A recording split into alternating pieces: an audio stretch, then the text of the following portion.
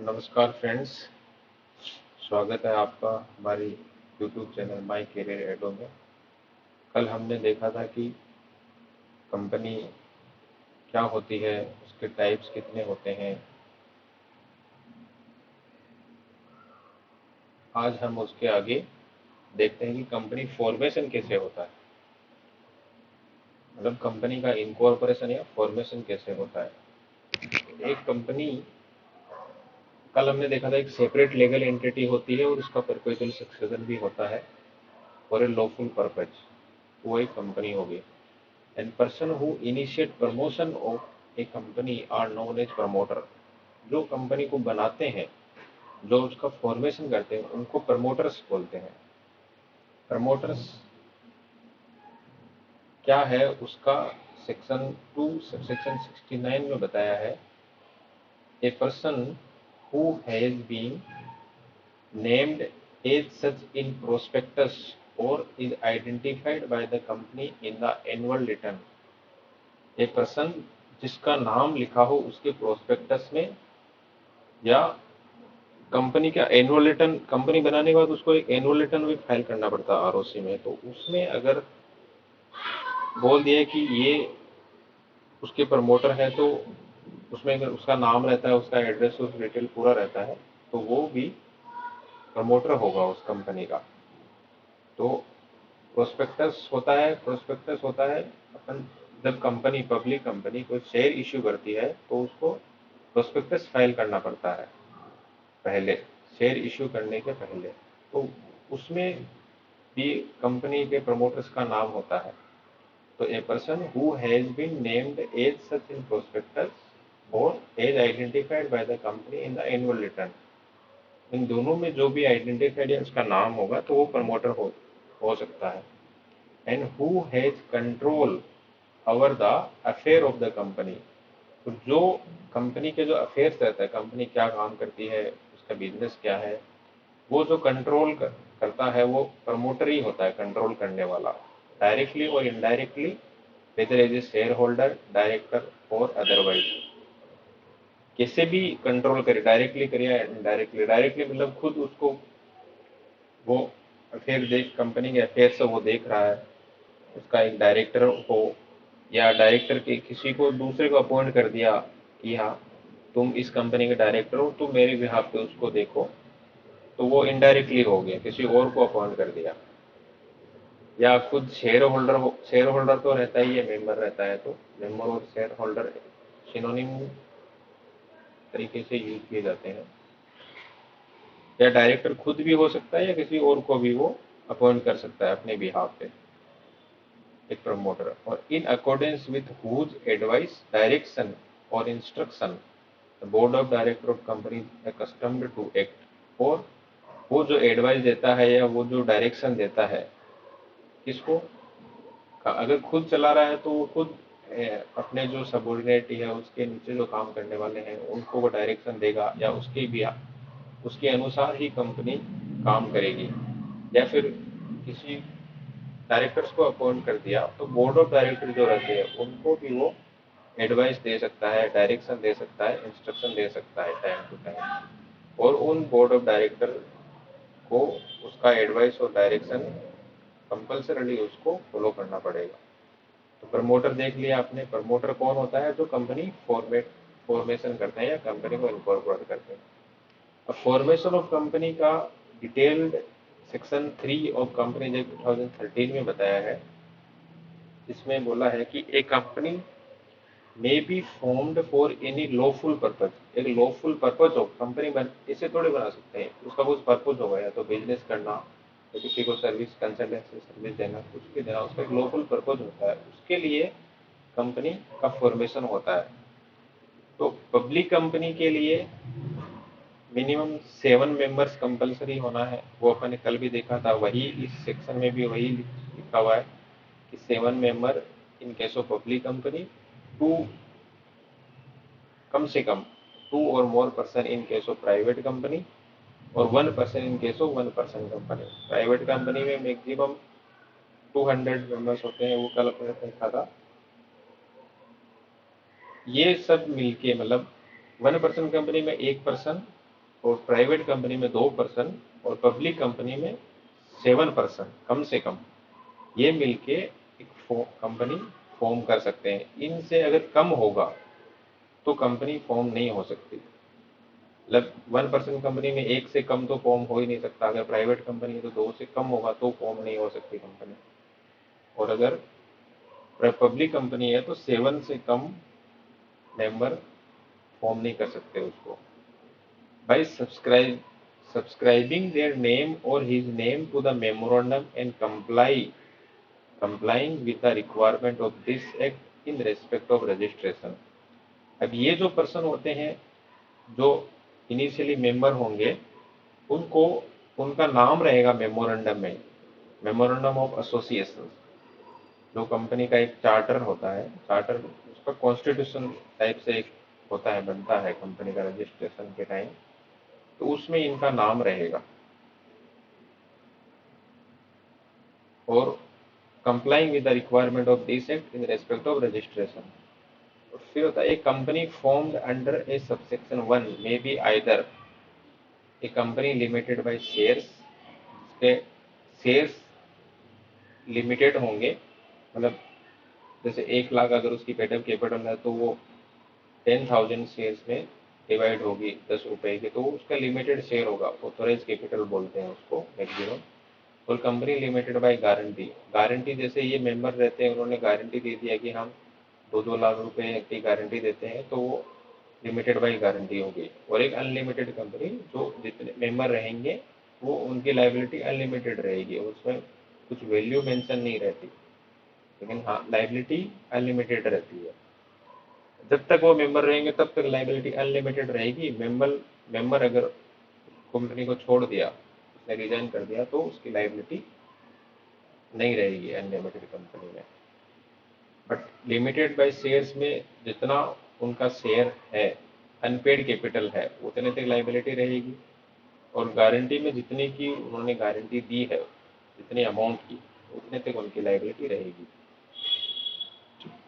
इसमें मतलब है कि जो पब्लिक कंपनी है वो भी 3 तरह की हो सकती है, प्राइवेट कंपनी भी 3 तरह की हो सकती है, और 1% कंपनी भी 3 तरह की हो सकती है।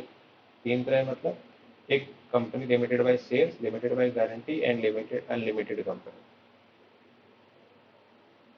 फिर आगे चलते हैं। सेक्शन 3A में बोला है कि members severally liable in certain cases. वैसे तो मेंबर जो रहते हैं कंपनी में वो मतलब कलेक्टिवली लाइबल रहते हैं, बट कुछ केसेस ऐसे हैं जिनमें वो सेवरली भी, मतलब इंडिविजुअली भी लाइबल रहते हैं। वो कौन से केसेस हैं? If any time the member of A company is reduced below 7, public company में अगर बिलो 7 कुछ मेंबर हो जाए, जैसे किसी का मान लो 7 मेंबर ने पब्लिक कंपनी बनाई, किसी का एक की डेथ हो गई या कोई एक छोड़ के चला गया, तो उस केस में, और प्राइवेट कंपनी में 2 से कम हो, प्राइवेट में जैसे 2 लोगों ने कंपनी फॉर्म करी और एक की डेथ हो गई तो एक ही मेंबर बचा, and the company carries on business for more than 6 month while the number of member is so reduced, then every person who is a member of the company during the time that is so carries on business after those 6 months and is cognizant मतलब aware, cognizant का मतलब aware of the fact that it is carrying on business with less than 7 or 2 members, as the case may be, shall be severally liable for the payment of all debt of the company contracted during that time after 6 months and may be severally sued therefore।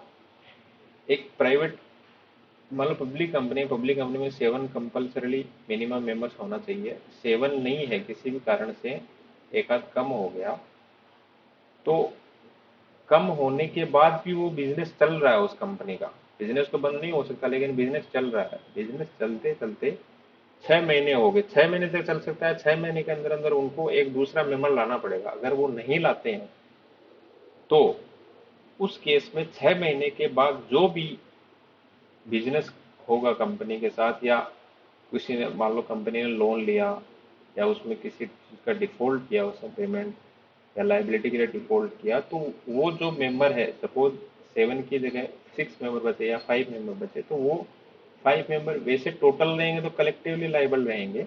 But अगर 7 से कम हो गए public company में तो उनको severally, मतलब individual भी उस चीज के लिए वो लाइबिलिटी उनकी रहेगी।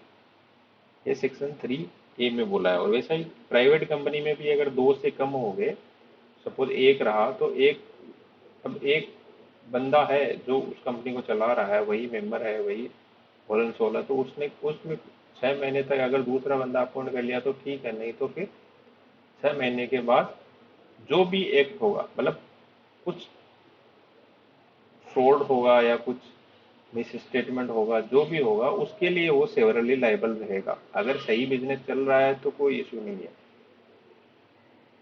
फिर कम सेक्शन 7 में स्टेप्स ऑफ इनकॉर्पोरेशन बोल रहा है कि इनकॉर्पोरेशन, एक कंपनी को इनकॉर्पोरेट करने के लिए क्या क्या स्टेप्स अपने को फॉलो करने पड़ेंगे, वो बोला है सेक्शन 7 ऑफ कंपनीज एक्ट 2013। पहले ई फाइलिंग एक एप्लीकेशन होता है जो आरओसी फाइल होता है, उसमें नाम कंपनी का रिजर्वेशन कराना पड़ता है पहले, मतलब कंपनी का क्या नाम होगा, वो नाम से उसमें एक फॉर्म भरना पड़ता है आरओसी में। फिर वो नाम, उस फॉर्म के बेसिस पे आरओसी वो नाम रिजर्व कर देती है। जैसे मुझे एक्स वाई जेड लिमिटेड कोई भी कंपनी बनानी है तो मैं एक्स वाई जेड लिमिटेड से वो नाम से, वो नाम मैंने रिजर्व करके एक फॉर्म भरूंगा, उस फॉर्म में आरओसी को सबमिट होगा और आरओसी वो मेरा नाम रिजर्व कर देगी। फिर drafting and signing of MOA and AOA and its submission to ROC to be e filed and e stamp. अब एमओए और एओए क्या होता है? एमओए मतलब memorandum of association, and AOA होता है article of association.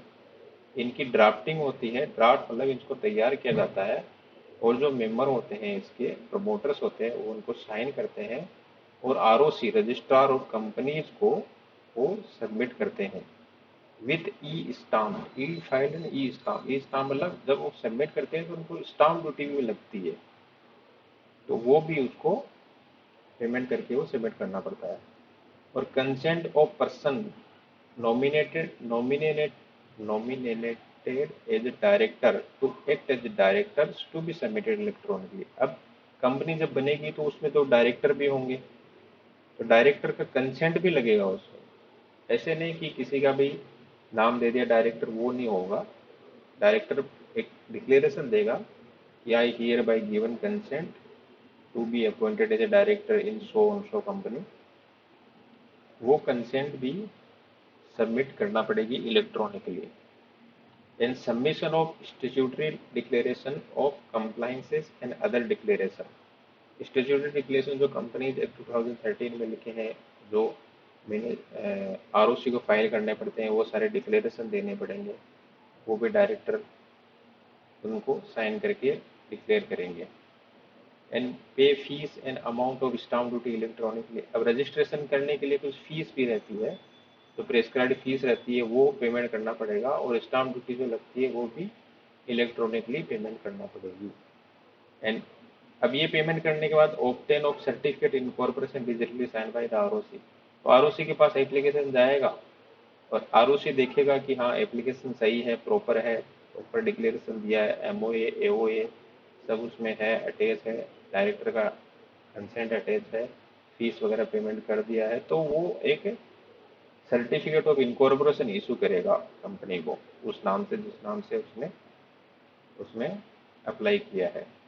And file declaration about address of registered office. अब ROC ने रजिस्टर इनकॉर्पोरेशन सर्टिफिकेट इनकॉर्पोरेशन दे दिया, तो उसके बाद एक डिक्लेरेशन देना पड़ता है कि कंपनी का रजिस्टर्ड ऑफिस क्या होगा, वो भी ऑनलाइन होता है।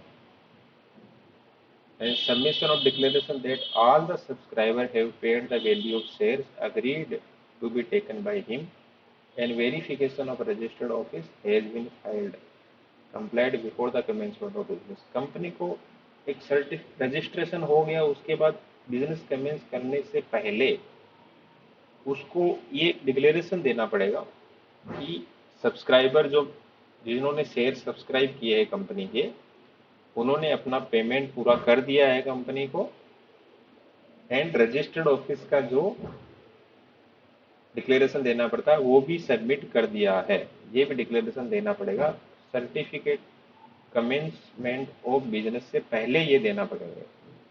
ये अगर नहीं दिए तो कमेंसमेंट बिजनेस कमेंस नहीं कर सकती है।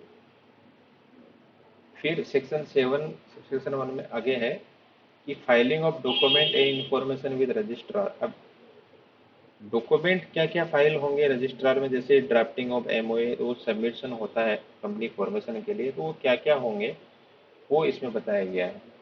एक होता है memorandum of association MOA and article of association. ये दोनों कंपल्सरीली हर कंपनी में होते हैं, एमओए और AOA. AOA duly sign by subscriber, जो सब्सक्राइब किए हैं शेयर कंपनी के, जिसने सब्सक्राइब किए हैं उनके साइन होंगे इन दोनों पे।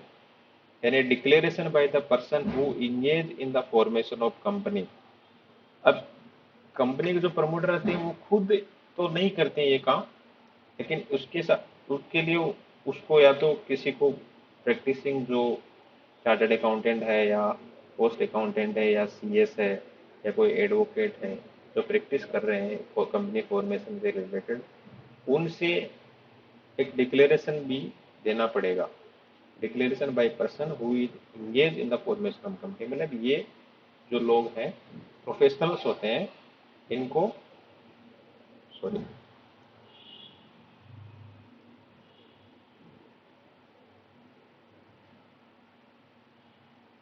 1 मिनट।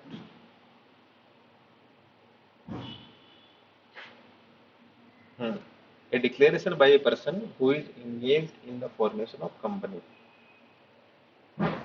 ये जो प्रोफेशनल होते हैं वो भी डिक्लेरेशन देंगे कि हाँ ये कंपनी फॉर्मेशन में हम इंगेज है। And by a person named in the articles, director, manager और secretary, that all the requirement of this act and rules made there under have been complied with. ये वो डिक्लेरेशन देंगे जो professional होते हैं कि सारे जो रूल्स एंड रेगुलेशन है कंपनी फॉर्मेशन रिलेटेड वो सारे कंप्लाई कर दिए हैं।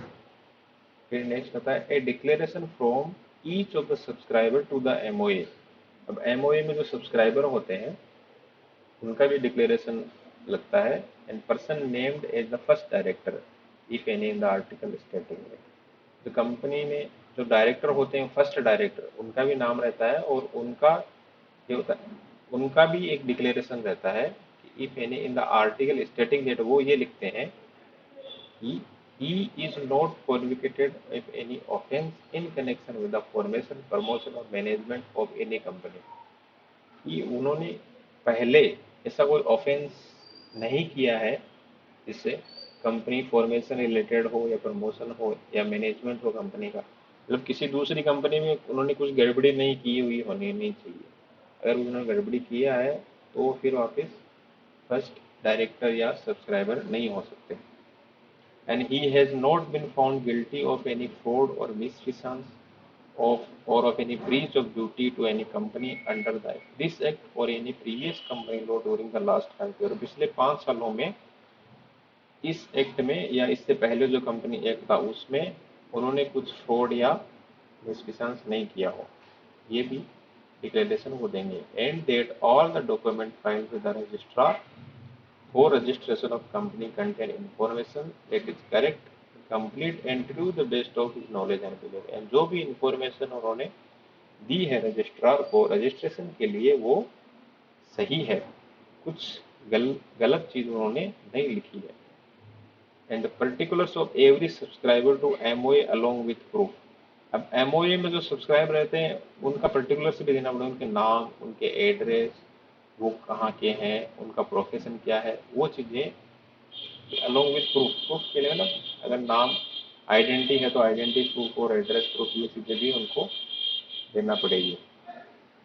The particulars of the person mention in the article as the first director including proof. वैसा ही एमओए में होता है वैसा ही एओए में जो भी फर्स्ट डायरेक्टर का नाम होगा उनका उनका प्रूफ देना पड़ेगा, उनका आइडेंटिटी प्रूफ, उनका एड्रेस प्रूफ।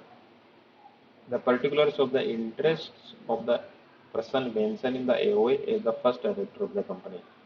इसका मतलब एओए में जो फर्स्ट डायरेक्टर होते हैं कंपनी के उनके इंटरेस्ट का पर्टिकुलर भी देना पड़ेगा, मतलब वो किस किस कंपनी में दूसरी जगह डायरेक्टर है, उन्होंने कोई दूसरी कंपनी फॉर्मेट कर रखी है क्या, उसकी डिटेल भी उनको देना पड़ेगी एओ में। मतलब issue of certificate of incorporation registration, अब ये सारे डॉक्यूमेंट फाइल कर दिए तो फिर वो कंपनी जो आरओसी है, रजिस्ट्रार ऑफ कंपनी, वो इश्यू करेगी certificate of incorporation. Registrar on the basis of document and information field shall register all the documents and information in the register and issue a certificate of incorporation in the prescribed form to the effect that the proposed company is incorporated under this act। वो सारी formality पूरी करके उसको certificate of incorporation issue कर देगा। उसके बाद allotment of corporate identity number, ये हर कंपनी का सेपरेट होता है। कॉर्पोरेट आइडेंटिटी नंबर, CIN बोलते हैं इसको, सिन। On and from the date mentioned in the certificate of incorporation, the registrar shall allot to the company a SIN, which shall be distinct identity for the company and which shall also be included in the certificate। तो सारी information certificate of incorporation issue कर देगा registrar, उसमें एक allotted सिन, एक corporate identity number देगा।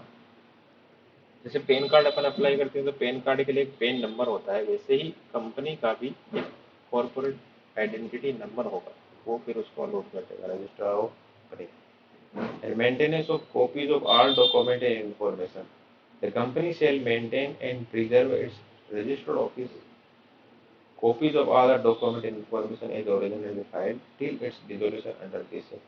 अब ये जो डॉक्यूमेंट ऊपर लिखे हैं अपने, जो MOA, AOA, directory declaration, subscriber की डिटेल, सर्टिफिकेट ऑफ कॉर्पोरेशन, ये सब सारी कंपनी को उसके रजिस्टर्ड ऑफिस पे मेंटेन करना पड़ेगी जब तक कि वो कंपनी डिजोल्व नहीं हो जाए, तब तक, मतलब परमानेंटली उनको रखना पड़ेगा। फिर आगे फर्निशिंग ऑफ फॉल्स और इनकरेक्ट इंफॉर्मेशन और suppression of material fact at the time of incorporation.